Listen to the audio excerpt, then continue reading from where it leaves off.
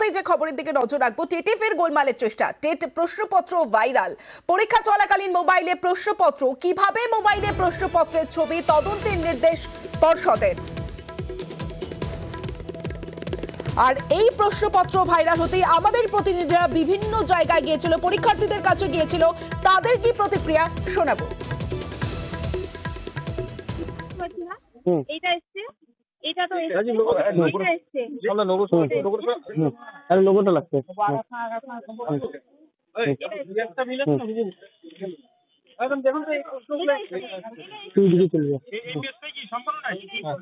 তাহলে কি হুবহু মিল পাচ্ছেন? কোশ্চেন টু কোশ্চেন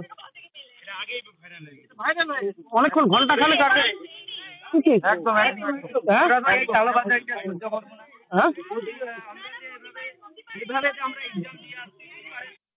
নাদনঘাট নপাড়া থেকে এসেছেন অভিজিৎ গড়াই। তার কাছে 12টা 20 সামাজিক মাধ্যমে সোশ্যাল মিডিয়ায় চলে এসছে আজকের যে টেট পরীক্ষা এখন অনুষ্ঠিত হচ্ছে তার প্রশ্নপত্র তিনি সামাজিক মাধ্যমেই পেয়ে গেছেন 12টা 20। ভাবা যায় দাদা, দেখা যাচ্ছে এই প্রশ্নপত্রই আপনারা পরীক্ষা দিলেন, যা 12টা 20 অনেকের হাতে চলে এসেছে, কি বলবেন?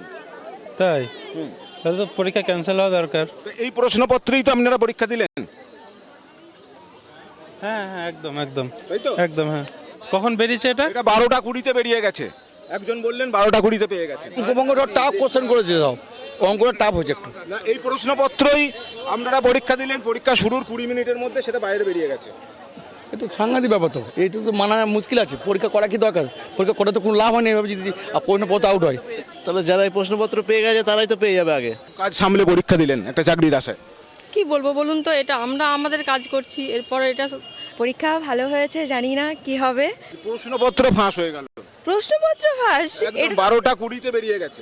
এমা, এটা তো আমরা সত্যিই জানি না, এটা আমাদের কাছে আনএক্সপেক্টেড। মানে ভালোভাবেই চেকিংটা হয়েছে, খুব কড়াকড়ি। ইভেন আমি ক্লিপ হেয়ার ব্যান্ড আমি গাছে ঝুলিয়ে রেখে গেছি, মানে এত কড়া মেহনতটা বিফলে হলো। পর্ষকে হয়তো কোথাও গাফিলতি ছিল, পর্ষদে কোথাও ফাঁক ফোকর ছিল, নাহলে কোশ্চেন ফাঁস হয় কি করে? বারবার ফাঁস হয়ে হাইকোর্টে কেস হয়ে যায়, এই জন্য নিয়োগ প্রক্রিয়া থমকে থাকে। ক্যামেরায় সন্দীপ পালের সঙ্গে শরদিন্দু ঘোষ, নিউজ 18 বাংলা, বর্ধমান। সরাসরি চলে যাব, সোমরাজ রয়েছে আমাদের সঙ্গে, সোমরাজের সঙ্গে কথা বলবো। সোমরাজ, প্রথমেই যে বিষয়টা জানতে চাইবো যে পরীক্ষার্থীদের পক্ষে কি প্রশ্নপত্র ভাইরাল করা সম্ভব?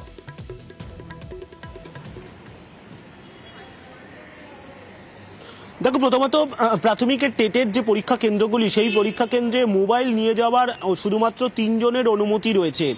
প্রথম হচ্ছেন যিনি কনভেনার পরীক্ষা কেন্দ্রের, দ্বিতীয়ত হচ্ছে অফিসার ইনচার্জ এবং তৃতীয়ত হচ্ছে সেন্টার ইনচার্জ। এই 3 জনের মোবাইল ব্যবহার করার অনুমতি রয়েছে। তবে সেই ব্যবহার করতে গেলে তাকে একটি লগ বুকে সই করে তবেই সেই মোবাইল ফোন ব্যবহার করতে পারবেন, তেমনটাই প্রাথমিক শিক্ষা পর্ষদের তরফে গাইডলাইন ছিল। এছাড়া অন্য কেউ মোবাইল ফোন ব্যবহার করতে পারবেন না। মোবাইল ফোন নিয়ে যাতে পরীক্ষা কেন্দ্র পর্যন্ত কেউ না ঢোকে তার জন্য প্রথম পর্যায়ে হ্যান্ডমেড মেটাল ডিটেক্টর দিয়ে তল্লাশি, দ্বিতীয় পর্যায়ে ফ্রিস্কিং করা হয়েছে পরীক্ষার্থীদের, অর্থাৎ মোবাইল যাতে পরীক্ষা কেন্দ্র পর্যন্ত না ঢোকে তার জন্য এই পদক্ষেপ নেওয়া হয়েছে। এবারে প্রত্যেকটি পরীক্ষা কেন্দ্রে এই অফিসার ইনচার্জ, সেন্টার ইনচার্জ বা কনভেনার যারা সাধারণত বাইরের লোক হয়, সেই পরীক্ষা কেন্দ্রের সঙ্গে যুক্ত তারা থাকেন না, বা সেই স্কুলের কোনো আধিকারিক তারা নন, তারা বাইরের লোক, তাদেরকে নিয়োগ করে সরাসরি প্রাথমিক শিক্ষা পর্ষদ। এছাড়া পরীক্ষার বাকি দায়িত্ব পালন করেন সেই পরীক্ষা কেন্দ্রের কর্মচারী থেকে শুরু করে শিক্ষক শিক্ষিকারা। যে জায়গা থেকে বা যেসব জায়গা থেকে এই প্রশ্নপত্র সোশ্যাল সাইটে ভাইরাল হয়েছে, তাহলে প্রাথমিক শিক্ষা পর্ষদের কাছে এখন এটাই প্রশ্ন, তাহলে কি সেই পরীক্ষা কেন্দ্রের সঙ্গে যুক্ত কোনো কর্মচারী বা কোনো আধিকারিক কেউ কি ছবি তুলে ভাইরাল করে দিচ্ছে? তার কারণ প্রশ্নপত্রের প্যাকেট খুলবে সরাসরি পরীক্ষার্থীদের কাছে পৃথক পৃথক প্রশ্নপত্র আসবে, সেই সিল খুলবেন পরীক্ষার্থী, এবং তখন পরীক্ষার্থীর কাছে মোবাইল ফোন থাকবে না। যদি মোবাইল ফোনে সে ছবি তোলে তখন তো পরীক্ষা কেন্দ্রে নজরদারির দায়িত্বে থাকবেন 2 জন শিক্ষক শিক্ষিকা, তাহলে কি তাদের নজর এড়িয়ে গেল গোটা বিষয়টা? একদমই। এই জায়গা থেকে আমরা জানতে চাইবো যে টেটের প্রশ্ন প্রকাশ্যে এলেও কি কোনো সমস্যা হবে?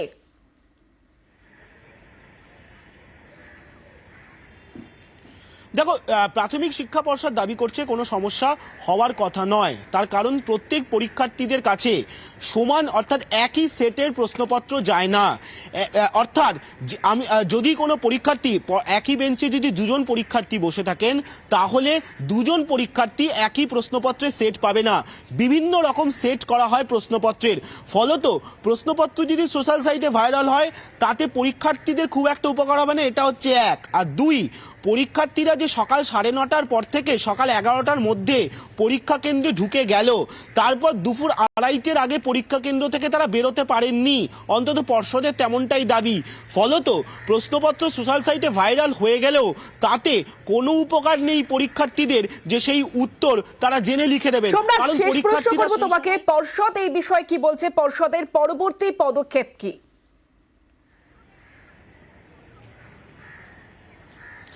দেখো, পর্ষদ প্রথমত বলছে গোটা ঘটনাটা পর্ষদকে কালিমালিপ্ত করার চেষ্টা। তার কারণ পর্ষদ যে নিরাপত্তা ব্যবস্থা তৈরি করেছে টেটকে কেন্দ্র করে, সেখানে কোনোভাবেই প্রশ্নপত্র সোশ্যাল সাইটে ভাইরাল হওয়ার ঘটনা ঘটে না।